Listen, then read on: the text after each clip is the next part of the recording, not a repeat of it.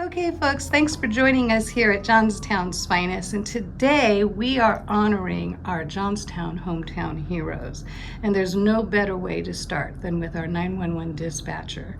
And we are here today with Tom. So I have been part of the Department of Emergency Services for 32 years, but in the position of director for about 8 months. I came up here as a volunteer fireman 30 years ago for a tour, and the lady who was conducting the tour, who was my boss for 25 years, asked, "Are there any questions at the end of the tour?" And I said, "Yeah, sure. How do you get an application?" Oh, And I grabbed an application. interesting. It's interesting how we all of a sudden see our path in this world, isn't it? And so that was it for you. And you took that path, and that was the end of it. That was it, yeah. That was it. 32 years later. So how do the 911 Dispatch Center and its departments coordinate during large-scale emergencies like floods and major accidents? I think the biggest thing is that there is an understanding and a respect from the 911 dispatchers as well as our field units and our responders, that both people realize there's a job to do, and we both respect the fact that we got to do the job, and together our dispatchers and our field units work like a team and they get the job done. A lot of things happen Yes. among the two agencies to make it work. Yes. You would have to have a lot of coordination. Right. And that's your job. That's part of your job. Part of it. Yes.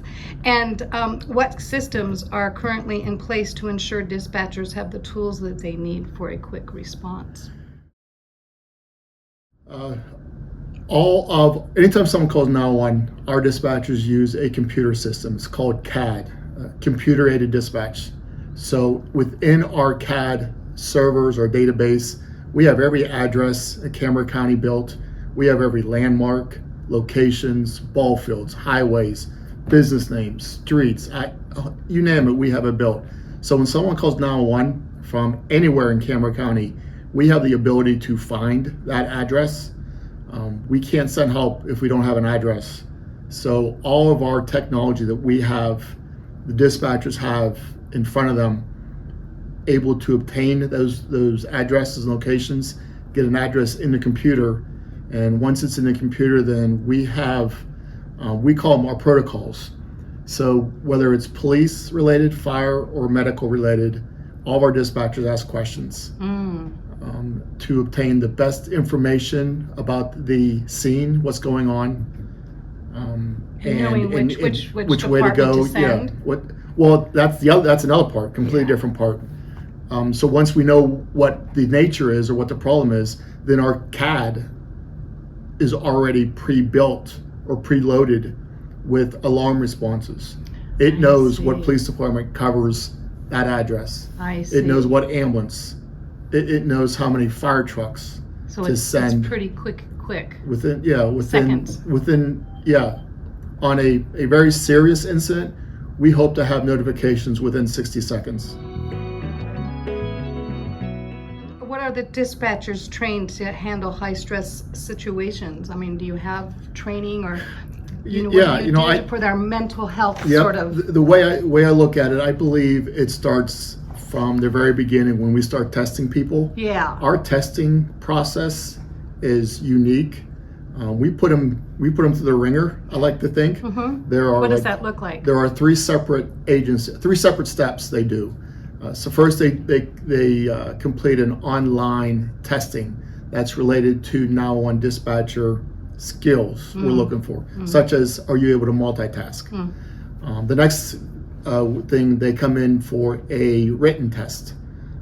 We have them memorize fire and EMS police cars, which are a very important part. They take a mapping test. They sit in on the 911 floor with another dispatcher, and that dispatcher is grading them or judging them, and the trainee doesn't even know that. I see. I guess they may know. They know. So you have a ghost, basically watching them. Watching them, yeah. Well, that's very effective, though. Yeah, and then they come back for an interview. And our interview questions are not just everyday normal interview questions. I would We imagine. want to know who you are. So if we haven't figured out by the 2 rounds of testing we put them through already, hopefully in the interview we will figure it out. And then once they're hired, then they have 3.5 months of training before they actually sit at a console by themselves, and they are kind of like given the keys. Okay, Yeah. time to go.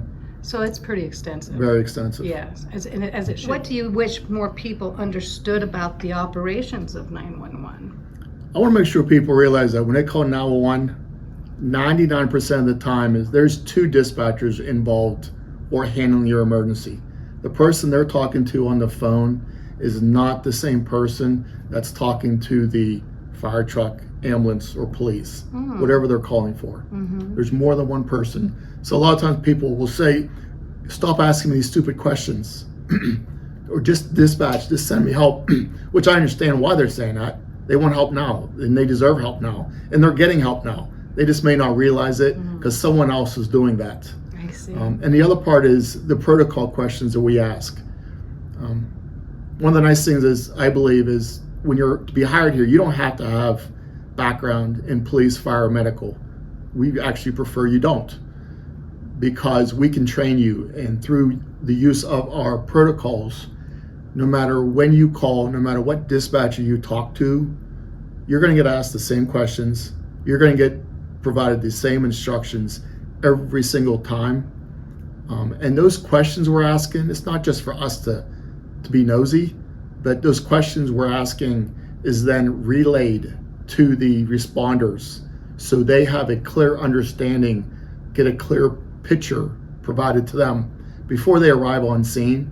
So when they step out of their vehicles, when they get there, they're going to be able to handle whatever that situation is for the caller. Calls are already set up that depending on the severity, at some point, once we get enough information, our protocols go into our CAD and say, okay, I got enough information, let's get units dispatched. Right. But we're still asking questions. But again, a second dispatcher involved with your emergency is sending help while someone else is talking to you. That's very There's no interesting. delay. Are there common mistakes callers make that delay help?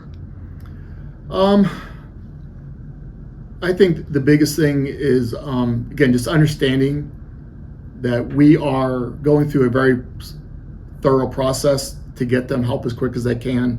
So stay on the phone with us, answer the questions the best you can. If your answer is, I don't know, that's okay. That's an answer to us. You're allowed not to know a question that we're asking. Just be patient again and understand that there's a reason why we're doing what we're doing, and we're getting help to you as quick as we can. Qualities make someone an excellent dispatcher, in case somebody's listening and thought they might want to apply. So anyone who wants to apply, we encourage you, please apply. I think one of the things that we look for is someone who is committed. As I just talked about, it's 3.5 months of training. It's 3 rounds of testing. In order to do your job, you have to be committed to this job. It is a very rewarding career. It's not rescue 911 TV shows every day. It's a lot of normal routine things. But those normal routine incidents to our citizens, it's important to them. Whether it's something as minor as a barking dog versus, God forbid, someone's not breathing or their house is on fire. That's a very interesting point. Yeah. So to work here, you have to be committed. Because truly, to be a dispatcher, you are not allowed to have a bad day. Yeah. Because if you have a bad day, that potentially could delays someone getting help, So you need to be able to leave your own stuff at home. which is very hard. Yeah, sure it is. But people can do that, and They there can. are certain personality types that can do that can compartmentalize, right? Yep. And then they can go to work in high stress And I can tell you, the situations. people in there working right now, and these three sitting here next to me will be able to, Yeah, I'm confirm. looking forward to talking to them. they are going to be able to tell you that we have people in there that are committed. Yeah. And if they're not committed, they usually don't last. How do you support your staff, their well-being in such a high pressure environment? It goes back to making sure we pick the right people, part of that. I believe too, so our staffing is made up of 4 platoons of 7 dispatchers. They work 12-hour shifts. They work together. They're together. They're a platoon. So they work with the same people all year long.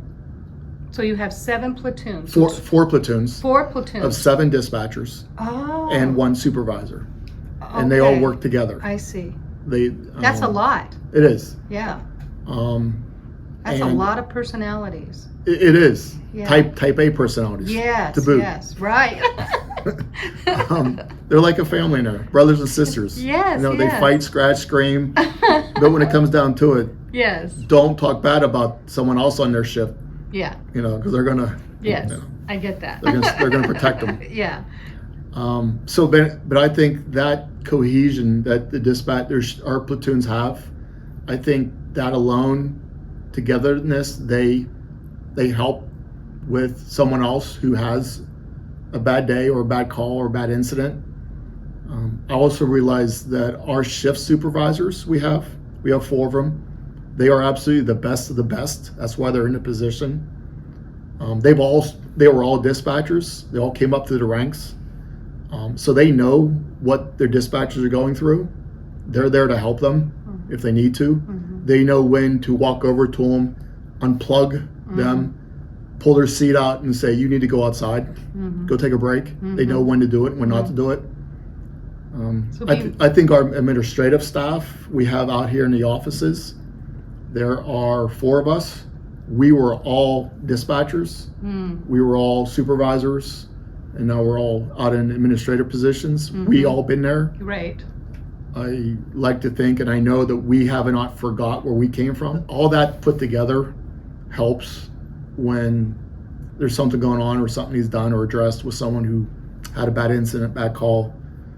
We're a team here. We're 100% a team. I think a lot of our dispatchers walk around here with an S on their chest. Yes. Yes. They like what they do. They're proud of what they do, and they're going to make sure you know that. Yep. Well, I know it, and I'm super excited to be here with you. I want to thank you very much for allowing me to come here Absolutely, you're welcome. Talk to Johnstown's hometown heroes, because without you folks, a whole lot of stuff would not get done around here. Absolutely. So thank you very much. I look forward to speaking to some of your staff now. I can't wait. Thank you. Okay. So I have a bunch of questions for Johnstown's hometown heroes, and I'm so glad to be here with you ladies. And Courtney, I was wondering if you could start out by letting me know what first drew you into this line of work. So I actually never even thought about becoming a 911 dispatcher. I knew that I always wanted a job that would help people, that I would make a difference. And I graduated from high school with a lot of guys that went on to become a police officer for Johnstown Police. And when they were hiring up here, a couple of the guys reached out to me and said, 911's hiring, we think you would do great at the job. And I applied, not having any idea what this job even pertained to, but I did it, and here I am 20 years later. Well, I'll be darned. Yeah. And so that you're a very committed individual. Yeah. Yes. How about yourself, Ashley?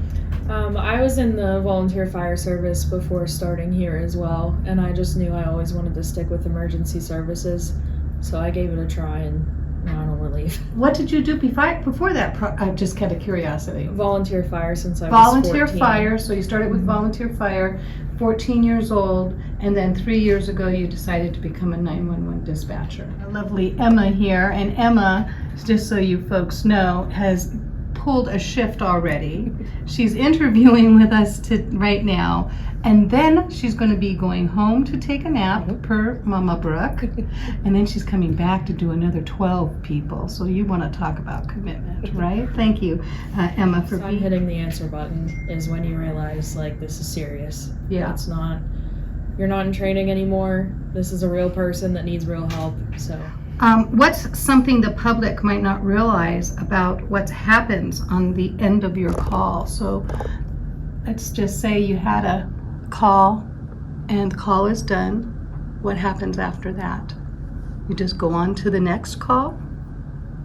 Yeah, sometimes You just have no there's choice. multiple lines still So ringing, there's no sometimes time for hang you to up one decompress. call. No decompress time, so it's just boom, boom, boom, Yeah. boom. And how do you handle that when it becomes just like, so how do you handle that emotionally? It's a big question, right? It is. I know I've always promised myself that I would never take the stress from work home. You have to leave the calls here. You have to leave the stress from every call that you take here. I also feel like talking amongst your platoon helps a lot. You can't, it's hard to talk to people outside of here that don't understand what you do every day. So a lot of times if it's a very important, serious call, once everything calms down, I as the supervisor will usually take a few minutes and talk to my shift. You know, how did you feel about that? What could we have done differently? You did this phenomenal. You have to just talk through everything with everybody that's here that understands what that person that took the call was going through, or the person dispatching the call, what they went through. So I try to talk to my shift here right after the call is done and things settle down to try to help each other work through those kind of situations. Yeah, so it's a decompression period. Yeah. Have you experienced that before, Ashley? I have. There's been a few calls that I took where I had to step off, or my supervisor would come check on me and make sure I was okay. So you have a real safe, you feel safe here then, that you have the reinforcements available, you have somebody who's watching over you. So we're leaning upon each other. So like Tom was saying, that is the core thing here, how you survive together because you're all going through this together. Yes. Have you ever met someone after helping them go through a crisis call, any of you? I have. You have? Can you tell us about that? Yeah, so 10 years ago, there was a paramedic that was killed in the line of duty. She was responding to a vehicle accident. It was in the wintertime, and she was killed while offering help to the person that was involved in the accident. And I was asked to give her last call for her funeral. So the day of her funeral, I gave her last call, and later on that night, her family had requested to meet me. So the next day I went down and met her mom and dad and her brothers and sisters, and she had 2 little girls at the time. So I went and met her family the next day, and we have been friends ever since. You know, we've stayed in touch for 10 years. I talk to her brothers as often as I can, and I've watched her daughters grow up for the last 10 years without their mom. Wow. Yeah. Okay, so that's, just give me a minute, please. Serious car crash. Tell me about that happening to you. So I was still a dispatcher then. It was 12 years ago. All of our 911 lines lit up at the same time. And you know that it's something major when that happens. It's a shooting or a crash or a house is on fire. So everybody was taking calls about this vehicle accident off of Elton Road, the Elton Road exit off of 219. And all of a sudden, a guy that worked here with me at the time, he had picked up the 911 line, and he said, "Courtney, that phone's for you." So when I picked the phone up, I could hear the horns going off in the background, and my mom said, "Me and the boys were just in a car accident." And I shouldn't admit to this part, but I left here and made it to Conemaugh before the ambulances made it to Conemaugh from Richland. So I was standing in the parking lot. You are forgiven. So I was in the parking lot as it was my mom and her boyfriend, and my kids were only 1 and 3 at the time, 2 little boys. And I was in the parking lot as each ambulance rolled in with somebody from my family in it.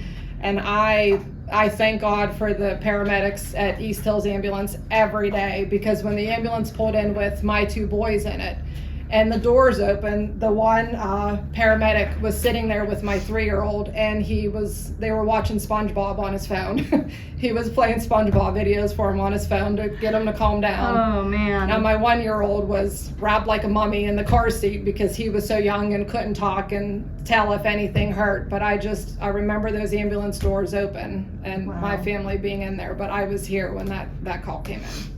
Wow. So do you have nightmares about that? I don't might. have nightmares, but I could probably relive every sound on the phone, every word that my mother and I talked about on the phone. I mean, there's certain things that You just don't you remember forget. every detail Yeah. of Wow. that call or that incident. So how did that make you a better 911 dispatcher, curiously? I mean, I always wanted to help people, but knowing that it could happen to any of us at any time, and you have to just have that empathy for people. You know, when people call here, it's usually because it's the worst day of their lives. They're not calling here for something good. Right. They're calling here because something's wrong with a family member or themselves. And we just have to remember that person is probably dealing with a major emergency, and that we have to just be as calm and patient with that caller as we can be to make sure we get them help. I mean, I think it's important for people to understand what we do, because, I mean, we do get people who call in and they've never called 911 a day in their life. And they don't understand that sometimes we're not the fire department, we're not the officer that's coming to help you. So then they get frustrated. And it's like Tom said earlier, like, you have to be patient with us. Because there's a protocol. There's a protocol, we have questions we have to ask, and they may seem silly or stupid to you at the time, of course they do, but it's also, not only is it to get you the help you need, but it's to keep you and our responders safe at the same time. Right, that makes sense. What keeps you girls going?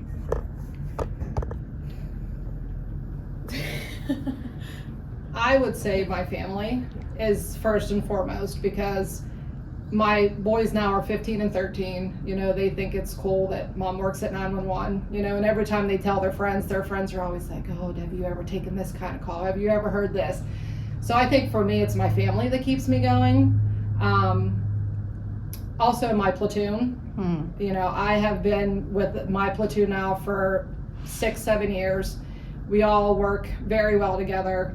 They're all amazing dispatchers, and I feel that I have to be the best supervisor that I can be to continue to help them to grow and to get where they need to be. Ashley, what would you say to someone who's thinking about becoming a 911 dispatcher? Honestly, you should have tough skin too. The training, like Tom said, is extensive, and we take it seriously. Once they get released from the classroom training and come on the floor with us, if you mess up, you'll hear about it. So, and the things that you hear on the phone don't always leave you. So you just have to push through it. And like she said too, with your platoon, like Lean you on have your to, platoon. Yeah. Lean on your family, right? It was actually one of my first dispatches, and I was still in training. But it was the first fire dispatch I ever gave out, and my supervisor at the time stood up and started yelling, and I thought I was in trouble. I thought I messed up, but he said that was a beautiful dispatch, and he was very impressed. That's my proudest moment, is whenever he did that. Oh, it makes me proud to hear that. I love that. How about you, Emma? Anything like that? My proudest moment would probably be like this past September or October. I actually helped a lady deliver a baby. Oh, So- wow. Yeah. Wow, in person, not over the phone? No, over the phone. Over the phone? Mhm. Wow. And you heard the baby cry? I did. Oh my gosh, did you cry? I almost did. Like, there's nothing like hearing a baby cry. over the phone. Especially under those circumstances. Well, congratulations. That's kind of exciting. It was. Yes. Do you have children? I have 2 stepchildren, and I'm actually expecting right now. Well, so. congratulations. Thanks. This is so exciting. You, Courtney? I would say my proudest moment would be getting promoted from a dispatcher to supervisor. It made me feel like my bosses and my higher ups felt that I was good enough to be put in a supervisor position. Yes. So that would be my proudest moment here. When I was still dispatching, some things that would make me proud is we do work very serious police incidents. and a couple times when you're on the radio and you're working a shooting or a stabbing, and a couple times I've had police officers email my supervisor at the time afterwards and would say, Courtney did a great job. Hearing her voice on the radio made us feel confident, like we know that she knows what she's doing. And I, till this day, still have 3 emails that field units have emailed about me. So it is a great job. But whenever you know that the field personnel rely on you and they feel confident with you on the other side of that radio, it's something to be very proud of. It is something to be very proud of, I'll say. Golly. So obviously everyone knew about the missing lady from the Crescent, Munster Township area. Yep. And thankfully, miraculously, she was found. I got a text message last night from the fire chief who was responsible for that. He's a fire chief that I respect tremendously. But at the same time, he's a fire chief that when we screw up, he's going to call up and tell us. But when we don't, he also tells us. So I just want you to hear, he texted me last night. He goes, can you pass along to everyone there? I truly appreciate all the hard work they put in the last few days. I know they dealt with a bunch of requests and handled them extremely well. From the deepest feels I have, truly a big thank you to all of them. That's huge to me. That's why these guys do their job. That's why they come back, they work weekends, they work holidays, they're away from their families. They're and there's 31 other people that are just like these. Yeah. We could have a room of 31 people in this room and they all would have given you the answers that these guys did. Well, I wish they were all here, and if you folks are watching this video, I want to say to you from my heart, thank you very much for being Johnstown's hometown heroes. Without you, nothing would get done emergency-wise. Until I see you again, Johnstown, stay friendly. Bye-bye. Bye.